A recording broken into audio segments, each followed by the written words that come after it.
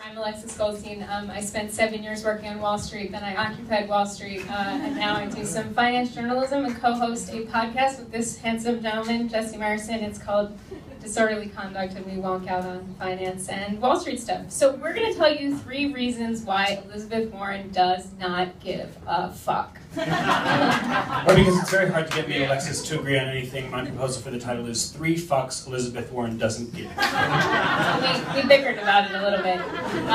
So reason number 1 is that she is an insider who's willing to punch other insiders in the face. So here's how this works. If you're a Democrat, you're not supposed to insult Barack Obama. You're not supposed to go after anyone Barack Obama appointed. Elizabeth Warren's first hearing at the Senate Banking Committee, she's a freshman. There are 4 Wall Street regulators sitting at a table. It's her question. What does she do? She says, show of hands, all of you, how many of you have put a big banker in jail? Raise your hand, really high. No? None of you? Like, this is what she said. And one guy tried to say, like, oh, well, we had a settlement and there was a fine and they paid some money. She's like, did you pursue them in court? No. So that's the first reason Elizabeth Warren does not give a fuck. The second thing is that she's not bound by the Washington consensus about the available policy options, you know what I mean? Like, everybody's in austerity fever and freaking out about the Social Security Trust Fund later on is going to run out of money, there's going to be no money for seniors, and we're all going to, everything's going to be an apocalypse, and she's like, you know, fuck your consensus, man. We're the richest country in the history of riches and countries, and so, like, we can obviously afford a dignified retirement for everyone. Damn it, applaud. This is a party for Elizabeth Warren.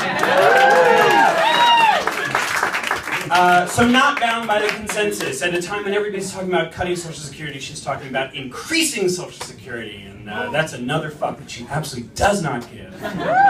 So the third reason Elizabeth Warren gives 0 fucks is because she's willing to name names. So I have some friends who work in Congress, and they tell me that big bank lobbyists and CEOs even will come and tell the members of Congress, we get it, everyone hates us. We get it, you're going to have to come and say Wall Street's evil. We get that, but we need to maintain a cordial relationship. So me as this big bank CEO, I'm going to ask you one thing.